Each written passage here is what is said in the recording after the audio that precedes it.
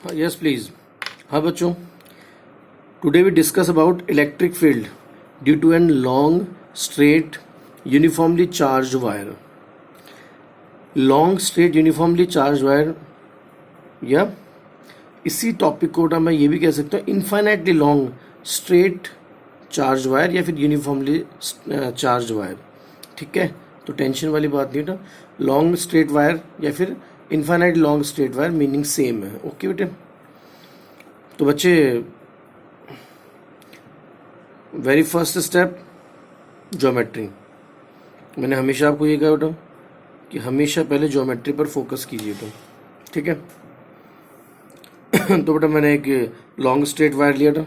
Straight wire है, long straight wire का था इनफाइनाइटली लॉन्ग, तो इसको मैंने डॉटेड शो कर दिया इनफाइनाइट सेपरेशन के लिए, इनफाइनाइट अप्रोच के लिए। Okay, charge uniformly charge wire,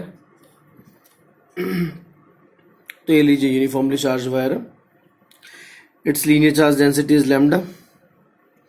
now we calculate electric field intensity at required point P, which is at perpendicular distance R from wire. Wire wire पर मैंने एक reference point consider किया था। ये लीजिए मैं एक रेफरेंस पॉइंट ले लेता हूँ O, या परपेंडिकुलर डिस्टेंस R, और परपेंडिकुलर डिस्टेंस R पर मैंने एक पॉइंट कंसिडर किया था P, और इस P पर मुझे क्या चाहिए, इलेक्ट्रिक फील्ड चाहिए। ठीक है, तो पॉइंट P डिस्प्ले हो चुका है। देन सेकेंड स्टेप क्या होगी बेटे, गॉसियन सरफेस ड्रॉ करें। चलो तो गॉसियन सरफेस ड्रॉ करते हैं। थीम वही पुरानी है, याद करो बेटे, इनिशियल जो वीडियोस थे गॉस लॉ एप्लीकेशन की वैसा ही बेटा। ठीक है, स्टेप्स वही होंगी। गॉसियन सरफेस ड्रॉ करते हैं, तो गॉसियन सरफेस क्या होना चाहिए, 3 डायमेंशन। ओके, क्लोज, वर्चुअल और गिवन चार्ज को यूनिफॉर्मली एनक्लोज करे, तो ठीक है, कोई इशू नहीं है। This wire considered as a axis and perpendicular distance r as a radius. Then draw a closed virtual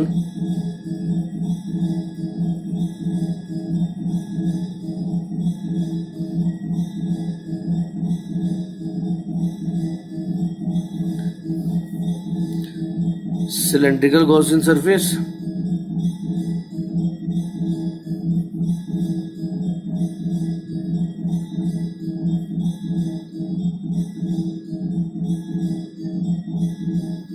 या बेटे, closed virtual cylindrical Gaussian surface को टेंशन इटम with finite length L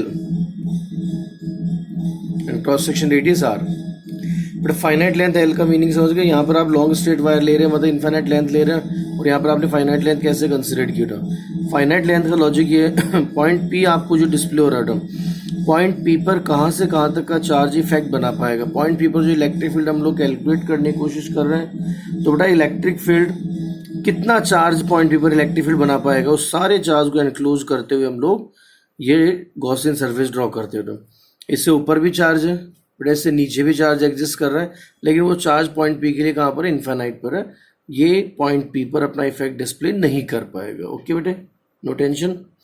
now this Gaussian surface divide in three parts: extreme upper circular surface S1, extreme down circular surface S2, and curved surface S3. extreme upper circular surface, okay, no tension.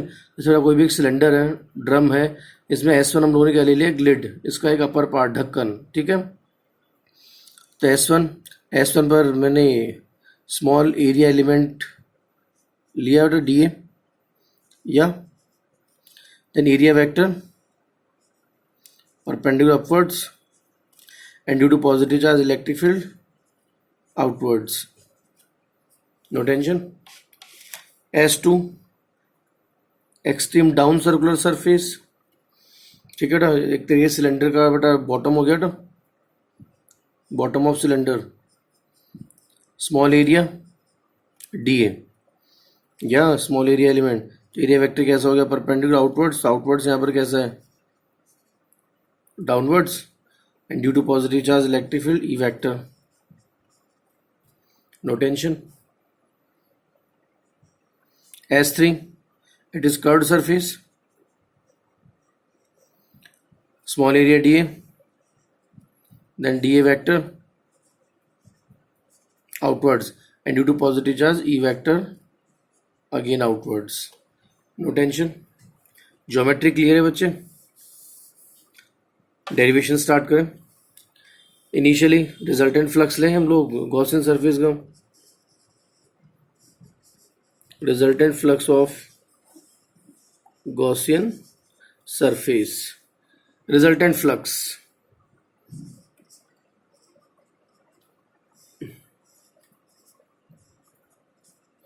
E vector dot dA vector dot product of electric field vector and area vector. दिमाग में है चीजें, no tension, कोई दिक्कत नहीं बेटे. This Gaussian surface S divide in 3 parts, S1, S2 and S3. Then flux is equal to integration S1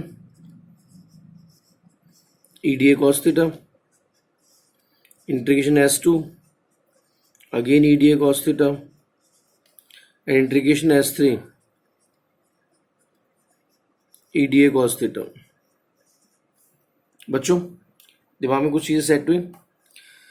S1, S2, S3 3 individual portion मैंने divide कर दिया. तो यहां पर इंटीग्रेशन पर राउंड शेप है दैट शोज क्लोज बॉडी और circulation. ठीक है, यहाँ पर इंडिविजुअली मैंने राउंड शेप हटा दिया, रिमूव कर दिया यहाँ से. दिमाग में है चीजें? ओके. 100% ज्योमेट्री बेस्ड गेम है, बिल्कुल टेंशन लेने की जरूरत नहीं है आपको. अब आइए S1 पर हम लोग चलते हैं.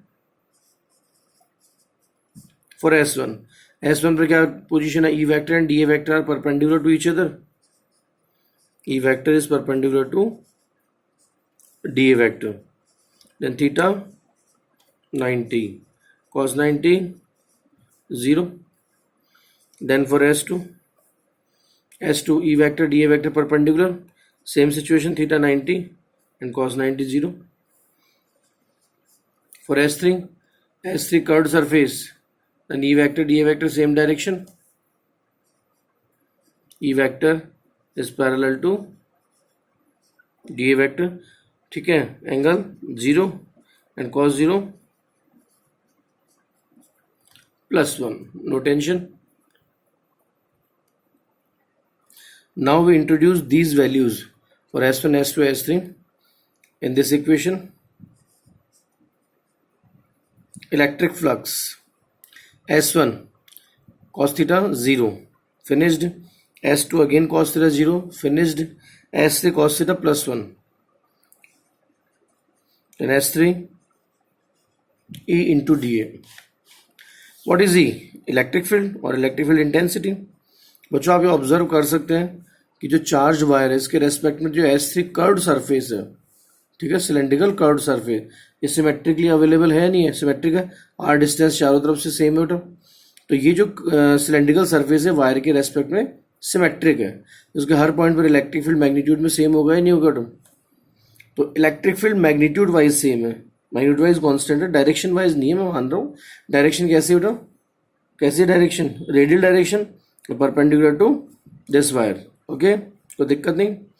तो इलेक्ट्रिक फील्ड कांस्टेंट है मैग्नीट्यूड में, तो ऑपरेटर से बाहर कर दें. What is DA? Small area. What is integration DA? Total area.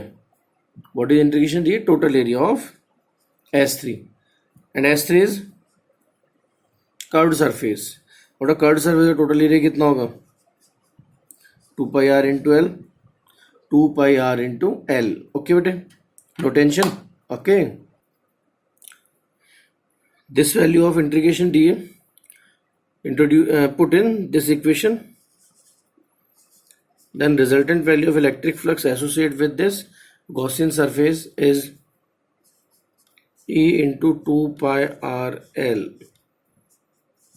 Yeah, this shows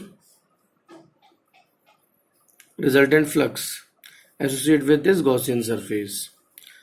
Now we use Gauss law, and according to Gauss law, phi electric is equal to summation of Q upon epsilon naught. What is summation of Q? It shows total amount of enclosed charge by this Gaussian surface. Summation of Q क्या है बेटे? Total amount of enclose charge by this Gaussian surface, ये जो Gaussian surface है इसने अपने अंदर कितना चार्ज एनक्लोज किया है। तो आप शायद ऑब्जर्व कर सकते हैं जो वायर है, वायर की स्मॉल एल लेंथ यहाँ से यहाँ, तो ओके स्मॉल एल लेंथ, तो वायर की जो स्मॉल एल लेंथ है इस पर जो भी चार्ज एग्जिस्ट कर रहा है बेटा वो सारा एनक्लोज चार्ज होगा, होगा या नहीं होगा बेटे, कोई टेंशन कोई दिक्कत नहीं बेटे। चलिए तो समेशन ऑफ के ऊपर नोटिस करें, चार्ज पर यूनिट लेंथ, थोड़ा चार्ज पर यूनिट लेंथ कितना रहेगा बेटा, चार्ज पर यूनिट लेंथ कितना है बेटा, लैम्डा, यूनिट लेंथ पर कितना चार्ज है बेटे, lambda, charge per unit length lambda है, okay. Then charge at length small l, तो स्मॉल एल लेंथ का जो पार्ट है उस पर कितना चार्ज एग्जिस्ट करेगा, that is summation of q and that is lambda into l, yes और नो। तो charge at length small l that is summation of q that is lambda into l, value put करे तो electric flux is equal to summation of Q कितना है, lambda l upon epsilon naught. बेटा equation 1 electric flux को show कर रहा है, equation 2 भी फ्लक्स को शो कर रहा है, दोनों को इक्वल कर दे बेटा। चलिए आइए आगे बढ़ते बेटा, दोनों इक्वेशन को मैं इक्वेट कर रहा हूं, तो सुनिएगा ध्यान से। From equation 1 and 2, from equation 1 and 2, equation 1 e into 2 pi r l, e into 2 pi r l is equal to lambda l upon epsilon naught, lambda l upon epsilon naught, बेटा l cancel करें, then electric field is equal to 1 upon 2 pi r, ध्यान दे रहे हो बेटा 2 pi r, तो 1 upon 2 pi r, lambda upon epsilon naught, it is lambda upon epsilon naught, it is answer of this problem. In case standard form में convert करना हो तो स्टैंडर्ड फॉर्म में कन्वर्ट करने के लिए इसी इक्वेशन को 2 मल्टीप्लाई 2 डिवाइड कर दीजिए। स्टैंडर्ड फॉर्म में कन्वर्ट करने के लिए इसको हम लोग क्या डिवाइड किया, then E is equal to बेटा 2 और 2, तो 1 upon 4 pi epsilon naught 2 lambda upon r, it shows 2k lambda upon r. It is the final answer. Standard form of this formula, E inversely proportional to R. You can plot a graph between E and R. R small r shows perpendicular distance from this long straight wire, and E electric field, it shows a inversely proportional relation, inversely proportional relation, okay बेटे no tension, कोई दिक्कत नहीं। Direction की अगर मैं बात करूँ, direction, तो डायरेक्शन कैसा रहेगा, डायरेक्शन रहेगा बेटा जो वायर है इसके लिए परपेंडिकुलर आउटवर्ड्स है, इनकेस इसी वायर पर नेगेटिव चार्ज हो डायरेक्शन कैसा था, परपेंडिकुलर इनवर्ड्स। ये डायरेक्शन भी हम लोग कंपोनेंट फॉर्म की हेल्प से शो कर सकते हैं, ओके थैंक यू।